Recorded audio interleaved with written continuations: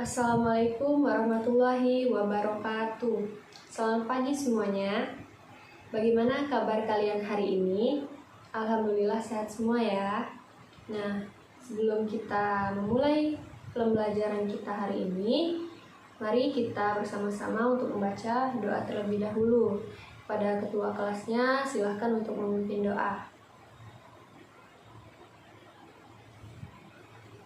Nah, hari ini apakah ada temannya yang tidak masuk? Oke, masuk semua ya, bagus.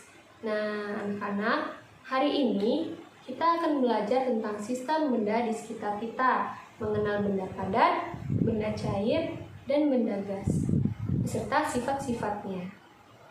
Nah, di sini ada yang sudah tahu belum? Apa saja itu sifat-sifat benda? Belum ya? Nah, seperti yang kita ketahui, ada banyak sekali jenis benda yang ada di sekitar kita. Dan tentunya, setiap benda tersebut memiliki sifat yang berbeda-beda. Berdasarkan wujudnya, wujud benda dapat kita kelompokkan menjadi 3 bagian, yaitu benda padat, benda gas, dan benda cair. Yang pertama yaitu benda padat. Benda padat adalah wujud benda yang masanya menempati suatu ruang dan memiliki volume tertentu. Sifat dari benda padat ini yaitu memiliki volume dan bentuk yang tetap, tidak berubah, dan memiliki massa. Lalu, contoh dari benda padat ini seperti kayu, plastik, dan batu. Lalu benda yang kedua yaitu benda cair. Benda cair adalah benda yang wujudnya berupa cairan. Sifat dari benda cair ini yang pertama dapat berubah bentuk sesuai dengan wadahnya. Yang kedua memiliki massa. Yang ketiga menempati ruang. Dan yang terakhir mengalir ke tempat yang lebih rendah. Contoh dari benda cair ini seperti air dan minyak. Lalu benda yang ketiga yaitu benda gas. Benda gas adalah wujud benda yang memiliki volume dengan bentuk yang berubah-ubah. Sifat dari benda gas ini yaitu yang pertama memiliki massa, menempati ruang yang ditempatinya, tidak dapat disentuh, dan susunan partikelnya tidak beratur dan bisa berubah. Contoh dari benda gas ini seperti asap dan oksigen. Nah, selanjutnya ada perubahan wujud benda. Apa sih perubahan wujud benda itu? Perubahan wujud benda adalah perubahan yang terjadi pada benda dengan bentuk benda yang berbeda. Peristiwa ini dapat terjadi akibat dari tindakan seperti pemanasan, pendinginan, dan pengembunan. Nah, contoh dari perubahan wujud benda yaitu yang pertama membeku. Membeku adalah perubahan wujud benda dari benda cair menjadi benda padat. Contohnya seperti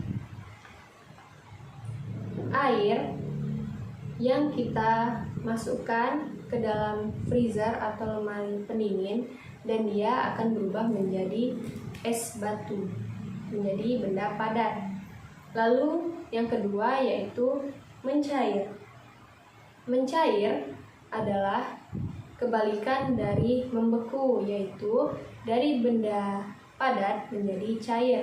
Contohnya seperti air es batu yang kita diamkan di bawah sinar matahari, maka dia akan menjadi cair. Lalu yang ketiga yaitu menguap. Contohnya seperti ini. Menguap adalah perubahan wujud benda dari benda cair menjadi gas.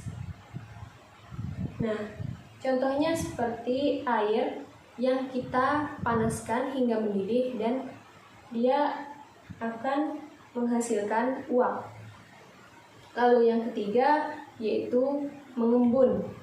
mengembun adalah perubahan wujud benda dari benda gas menjadi cair.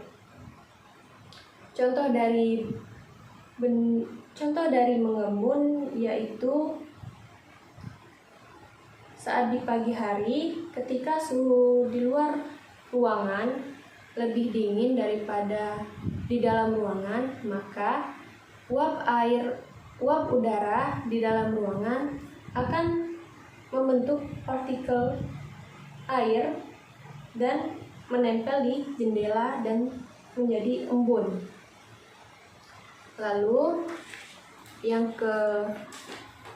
kelima ada menyublim. Menyublim adalah perubahan wujud benda dari benda padat menjadi gas.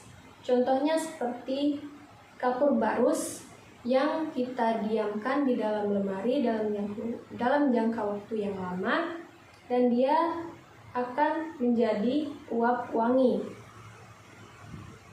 Lalu yang terakhir yaitu mengkristal. Mengkristal adalah perubahan wujud benda dari benda gas menjadi padat. Contohnya seperti air laut yang dibiarkan menguap di bawah sinar matahari dan sisa garam akan mengkristal dan membentuk garam. Nah, dari materi yang sudah Ibu sampaikan tadi, apakah kalian sudah paham? Oke, baik, paham semua ya.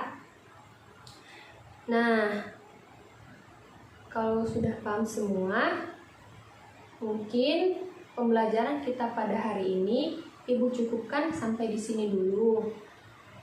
Sebelum kita menutup pembelajaran kita hari ini, mari kita sama-sama untuk berdoa terlebih dahulu agar pembelajaran kita hari ini bermanfaat bagi kita semua.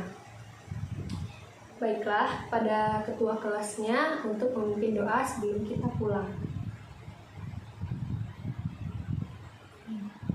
Nah, oke. Ibu tutup ya pembelajaran kita hari ini. Wassalamualaikum warahmatullahi wabarakatuh.